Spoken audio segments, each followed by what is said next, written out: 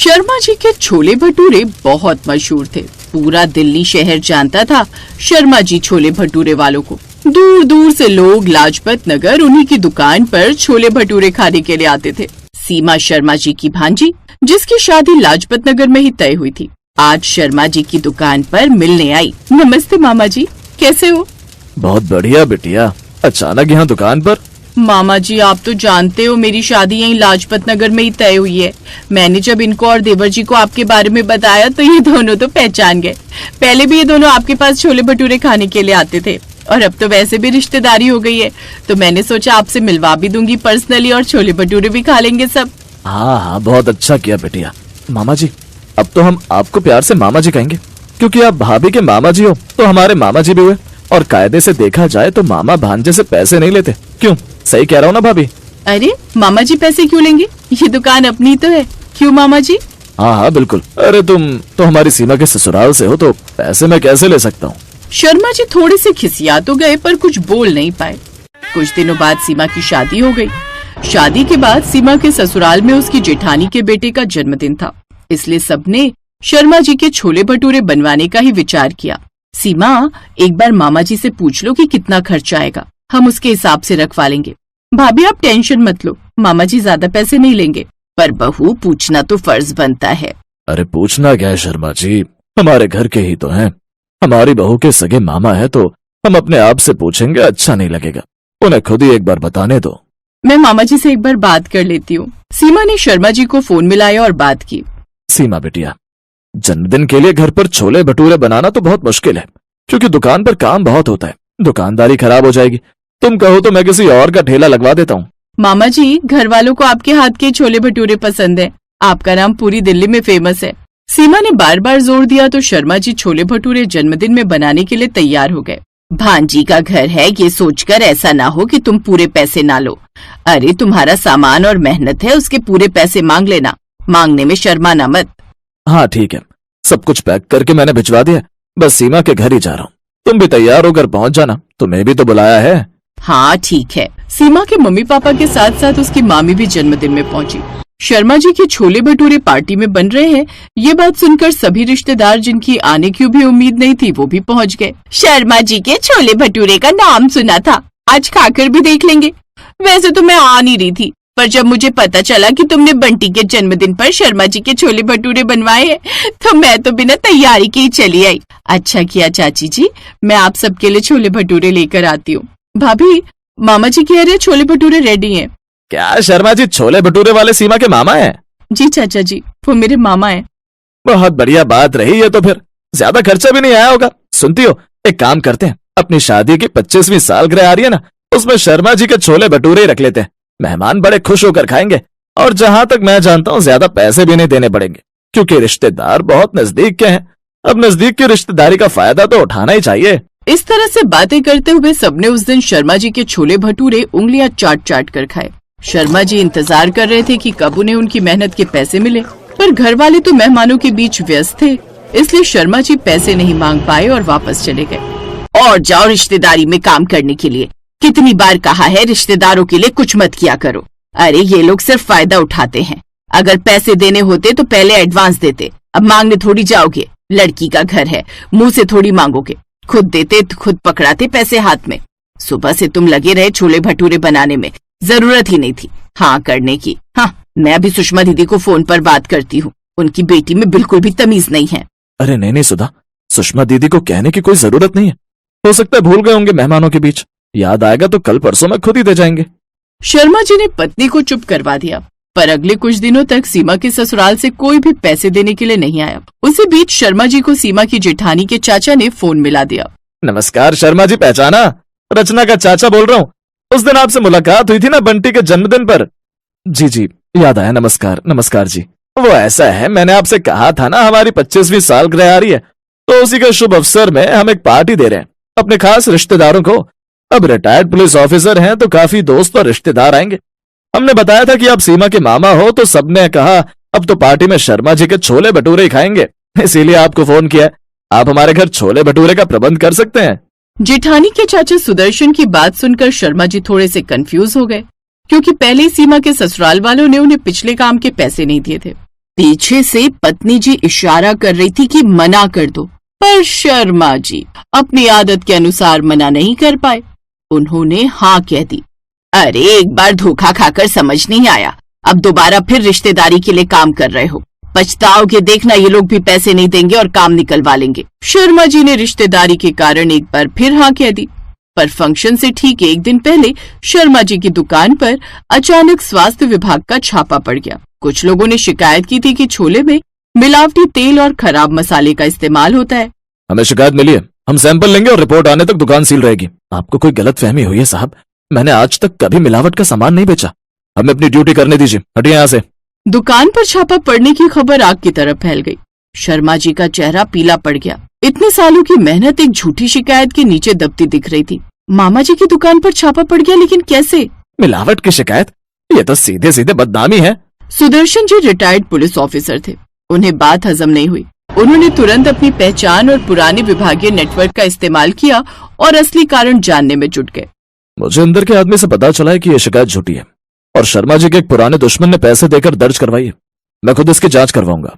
कुछ दिनों बाद असली मुजरिम पकड़ा गया, जिसने शर्मा जी के खिलाफ झूठी रिपोर्ट दी थी। वो व्यक्ति शर्मा जी का पुराना दुश्मन था। शर्मा जी, एडवांस के पैसे हमने अपनी शादी की सालगिरह की डेट बदलकर आगे कर दी थी, क्योंकि छोले भटूरे बनेंगे तो शर्मा जी के हाथों के ही बनेंगे। आप सबने मेरी इतनी मदद की है तो मैं भला कैसे मना कर सकता हूँ। मैं समय पर आ जाऊंगा। शर्मा जी की पत्नी ने उस दिन कुछ नहीं कहा, क्योंकि वो जानती थी कि सीमा के ससुराल वालों ने शर्मा जी के लिए जो किया वो बहुत बड़ी बात। उस दिन शर्मा जी को एहसास हुआ कि किसी भी रिश्ते की असली परख दुख के समय होती है। जो रिश्ते दुख में काम आते हैं वही सच्चे होते हैं।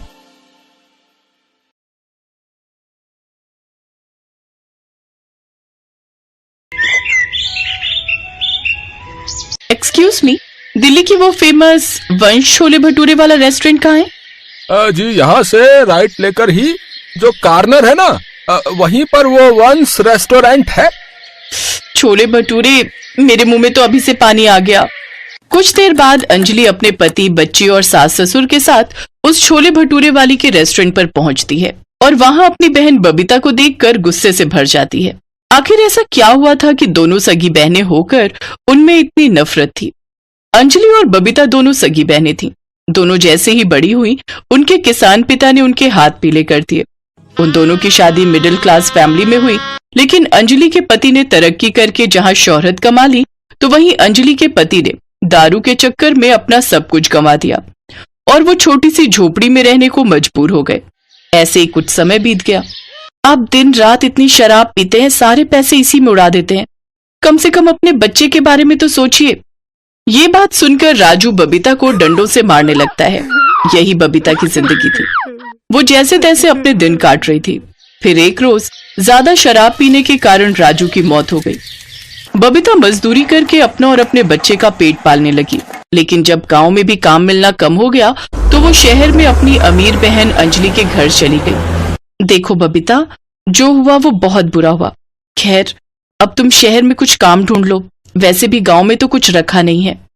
बबीता अब उनके साथ उनके घर के एक कमरे में रहने लगी। वो सुबह से शाम तक घर का सारा काम करती, साथ ही बाहर जाकर अपने लिए काम की तलाश भी करती, लेकिन उसे कहीं काम नहीं मिलता। एक रोज बबीता सबके लिए छोले भटूरे बनाती है, जिसे खाकर उसकी अमीर बहन के ससुराल वाले उसकी तारीफ करते नहीं थकते। अंजलि बहू, आज खाने में क्या बनाया है भाई? मुझे जो है बहुत जोरों की भूख लगी है। तभी बबीता छोले भटूरे लेकर आती है। बाबूजी, मैंने आप सबके लिए छोले भटूरे बनाए हैं। अरे वाह, फिर तो मैं सुबह सुबह ही 4-5 भटूरे खा जाऊंगा।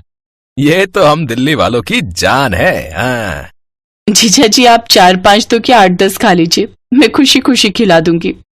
काश मेरी अंजलि भी अच्छा खाना बना पाती। लेकिन इसे तो सजने संवरने से फुर्सत मिले तब ना।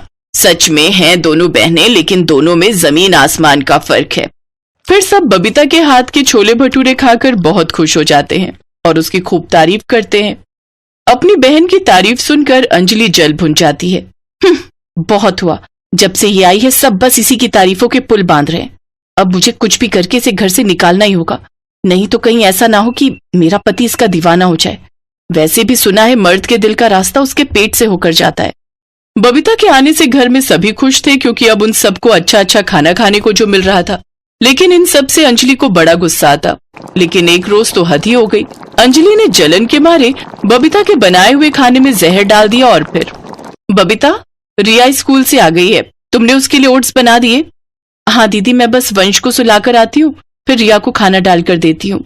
यही सही मौका है, खिड़की खोल देती हूँ, बिल्ली आ जाएगी।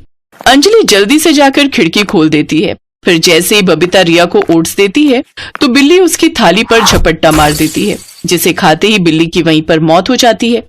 बबीता, ये सब क्या है? इसका मतलब तुमने मेरी बेटी के खाने में जहर मिलाया था ताकि मेरी बेटी मर जाए और फिर सब तेरे मुन्ना को ही प्यार करें। तुम तो सचमुच बड़ी ही खतरनाक हो। तुम जलती हो ना मेरे पैसों से कि मैं इतनी अमीर हूँ, इतनी ऐश से जी रही हूँ, और एक तुम्हारी जिंदगी है बिल्कुल नौकरों जैसी। अब मैं तुम्हें इस घर में नहीं रहने दूंगी, निकल जा मेरे घर से। अंजलि घर वालों को ये यकीन दिला देती है कि बबीता ने जानबूझकर ऐसा किया है। फिर सबने उसे उसके बच्चे के साथ घर से निकाल दिया। शहर में कोई ठिकाना न होने के कारण वो एक छोटी सी झोपड़ी बनाकर फ्लाईओवर के नीचे रहने लगती है। उसके पास ना तो कोई काम था और ना ही रहने के लिए कोई छत। अब क्या करूं? वंश के साथ यूं दर दर भटकना भी तो ठीक नहीं है। मुझे अपना कोई काम करना होगा जिससे मैं अपना और मुन्ना का पेट पाल सकूं। तभी उसकी नजर एक बेकार पड़े पुराने ठेले पर जाती है। छोले भटूरे। हाँ, इस ठेले पर मैं अगर छोले भटूरे बनाकर बेचूं तो मैं कुछ पैसे तो कमा ही लूंगी। वैसे भी यहाँ आसपास कोई छोले भटूरे की दुकान भी नजर नहीं आ रही। बबीता अपने कान की बालियां बेचकर छोले भटूरे बनाने का जरूरी सामान ले आती है और फिर अगले दिन से बस स्टॉप के पास ठेले पर छोले भटूरे बनाकर बेचने लगती है। अरे चलना राधा, उसके छोले भटूरे खाते हैं, देखना कितने फूले फूले। हाँ चल, अब तो वो देखकर मेरे मुंह में भी पानी आ रहा है। दोनों उसके छोले भटूरे खाते हैं जो कि उन्हें बड़े ही टेस्टी लगते हैं। अब उसके पास काफी लोगों की भीड़ लगना शुरू हो जाती है। अब उसकी अच्छी कमाई होने लगती है। अब वो किराए का कमरा लेकर उसमें अपने मुन्ना के साथ रहने लगती है। ऐसे ही समय बीतता है। साल भर में ही उसके हाथ के भटूरे पूरी दिल्ली में फेमस हो जाते हैं। अब वो खुद की दुकान खोल लेती है और उसमें कुछ स्टाफ को रख लेती है। एक रोज अंजलि की बेटी रिया भी दिल्ली के वो फेमस छोले भटूरे खाने की जिद करती है। अंजलि अपनी बेटी और घर वालों के साथ उस रेस्टोरेंट की ओर जाती है। आज साल भर बाद दोनों का आमना सामना होता है। दीदी, आप सब यहाँ आओ ना, बैठो। तू गरीब यहाँ क्या कर रही है? तेरी तो औकात भी नहीं है इतने महंगे भटूरे खाने की। ओह अच्छा अच्छा, अब समझी, तू यहाँ बर्तन धोने का काम करती होगी। रेनू, एक लग्जरी टेबल पर छोले भटूरे लस्सी के साथ मक्खन मारकर इन सबको सर्व करो। और हाँ, इस टेबल का बिल नहीं बनेगा। जी मैडम। मैडम? हाँ, ये रेस्टोरेंट बबीता मैडम का है जो इन्होंने अपने बेटे के नाम पर रखा है। यही वो दिल्ली की फेमस छोले भटूरे वाली है। ये सुनते ही अंजलि को अपने किए पर बहुत पछतावा होता है और वो हाथ जोड़कर बबीता से माफी मांगती है। मुझे माफ कर दो बहन, उस दिन मैंने उस खाने में जहर मिलाया था क्योंकि सब तुम्हारी तारीफ करते थे, इसलिए मैं तुमसे जलने लगी थी। तुम इतना गिर सकती हो, ये मैंने कभी सोचा भी नहीं था। दीदी, आप माफी मत मांगिए, और अगर आप मुझे उस दिन नहीं निकालती तो आज मैं अपने पैरों पर खड़ी कैसे हो पाती और सारी दिल्ली में फेमस कैसे हो पाती। दोनों बहनें सब कुछ भुलाकर एक दूसरे को गले लगा लेती हैं